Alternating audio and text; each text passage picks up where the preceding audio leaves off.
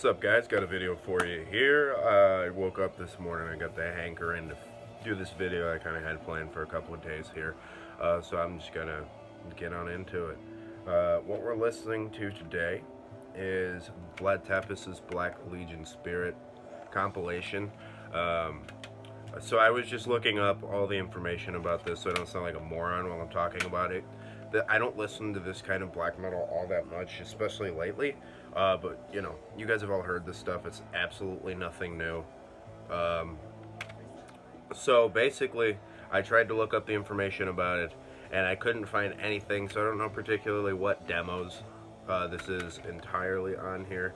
But the cool thing is they have a Bathory cover of Bastille Lust, which is sick, and yeah, I think we're on the tune. We're still on the first one, War Funeral March in the Gray Mist of a Full Moon Night. So yeah, Vlad Tepes, some super raw black metal. For whatever reason, the mood hit me this morning. So what I'm doing today is I'm doing 5 albums that I consider incredibly underrated. And I basically decided to pick one from each section of my metal CD shelf, being the black metal section, the power speed metal section, death metal, and then like thrash and whatever, and then heavy metal. So I'm going to continue this series hopefully for a good long while.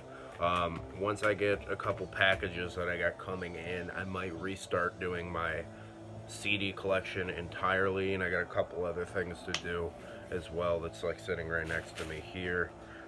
So yeah, I'm just gonna get into it. It's already 2 minutes in and I have done nothing. So first underrated album, I'm going to consider Blood Ritual by Samael. Now, I've heard this name mentioned a million times, and it's super well acclaimed. So in the typical sense of, oh, nobody appreciates this album, I guess it's not underrated. But I think that this should be mentioned in the same breath with all of the other bands that came out around this time. Especially, Blood Ritual came out in 1991.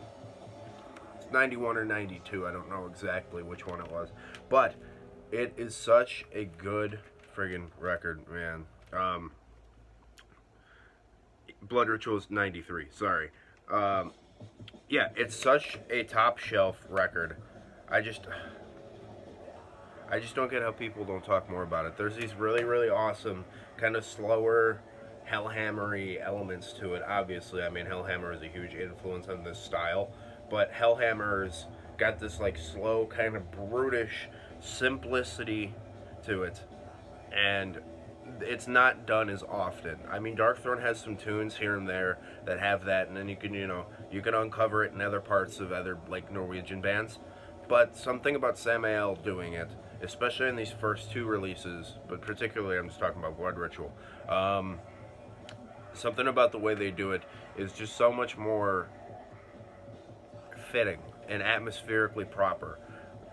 This band has a similar feel to the band Winter, the kind of the Death Doomy band, which is weird because usually the black metal and Death Doom don't hold too many similarities, but there's definitely an atmospheric homogeny, I guess I would say, that both of these bands kind of carry, and I guarantee that it's mostly all because of the Celtic Frost and Hellhammer style. It's really awesome. Blood Ritual is something that took me forever to get a hold of, and I only got it in this stupid double disc set. I smashed my finger here, sorry if it's looking at you all gross. But yeah, definitely check out Blood Ritual if for whatever reason you have not. If you don't want to have to go listen to the album entirely, look up the song With the Gleam of Torches, or After the Sepulture and Bastille Devotion. Top shelf stuff, man. Definitely a top shelf record. I've never even bothered to check out any of the other stuff besides these 2. They have like 5 more albums listed on this discography list. I've heard Ceremony of Opposites isn't bad, and then I've never ever even bothered to check out the other 4. I'll get to it eventually. I'm sure they're not very good, because that seems to be the way a lot of this stuff goes, but also that just might be my stupid preconception. Next, we're off into the power speed metal section. This is Hellstar with Distant Thunder. 1988 release. Man, is Hellstar awesome.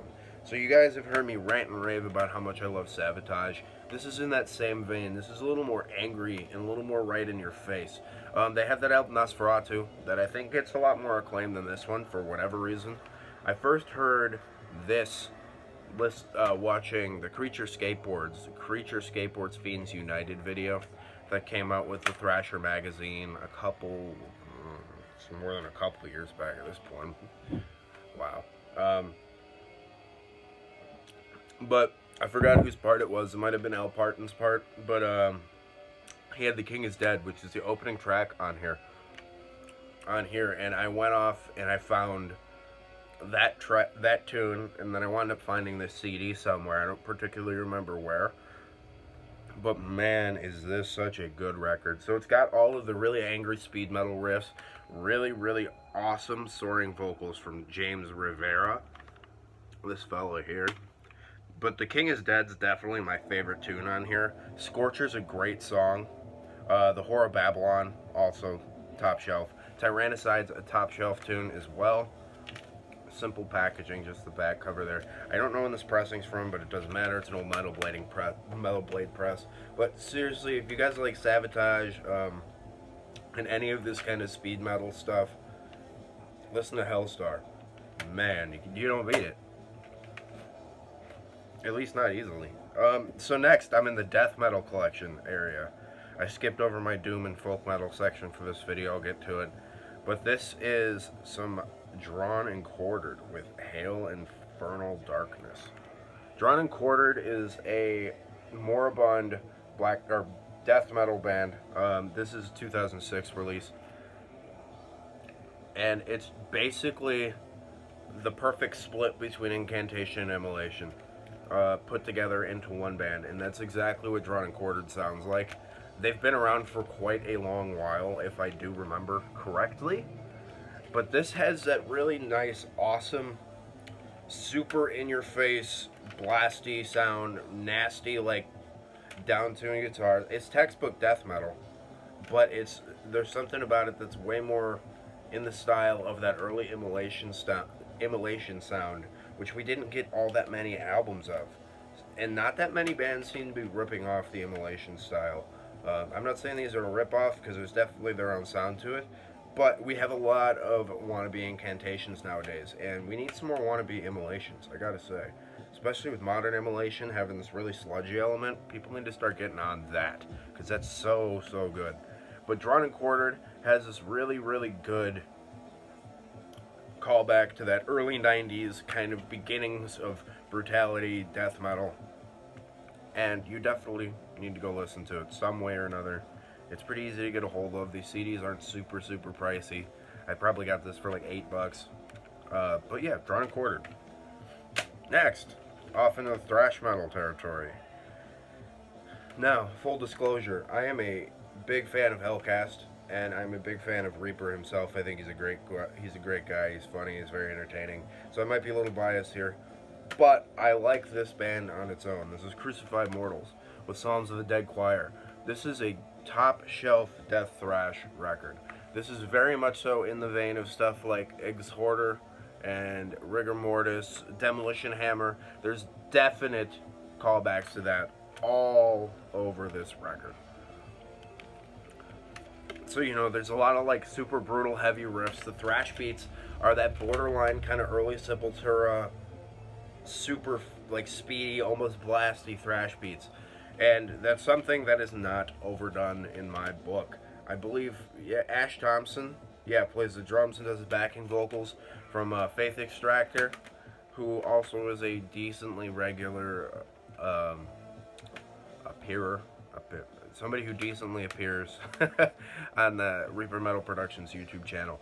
So if you have not heard this and you are a fan of the Rigor Mortises and the Ripping Corpses and the Demolition Hammers and all that awesome kind of early death thrash, 1000% go get on into this Crucified Mortals record.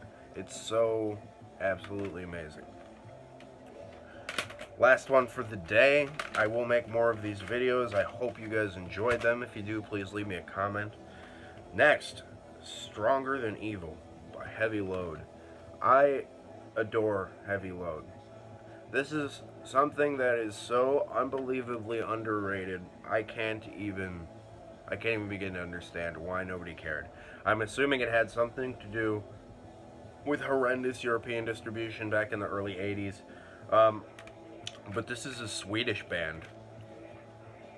They make really, really cool traditional heavy metal. It's not reinventing the wheel, but it has a certain mysticism to it that I think that really makes it stand out on its own, especially in a way similar to like Savage's Hall of the Mountain King. Considering it's one of my favorite albums of all time, if you remind me anything of that, you're usually in pretty good shape with me, especially as far as opinions on your soundscape that you build go. But Heavy Load, this record itself, I think is their, what is this? I think it's their second record. Whatever, that doesn't even matter. This record in particular, it's got these really, really awesome guitar tones. It's not super tiny and thin. There's little bits of rock and roll elements to it, like you mostly would expect in the early 80s style of heavy metal, but it's not overdone. It's not like that early Judas Priest, like rock and roll stuff, which I understand. I mean, that's 1974. But this Heavy Load record in itself is something that people need to get a hold of. Look at this Cheeseball album cover. I picked this up at Hell's Headbangers, I believe, a couple of years back. I believe you could still get a hold of these, and if not, it's been reissued at this point, so the price should drop at least a certain amount, and you have no good reason not to get it. Trust me on this one, guys. Definitely go get some Heavy Load for yourself. So that is going to be 5 albums that I believe are critically underrated. I hope you enjoyed it. I got a couple things lined up that I'll be announcing on the channel here pretty soon, and I hope you guys tune in for that. Keep it greasy, guys. Have a good one.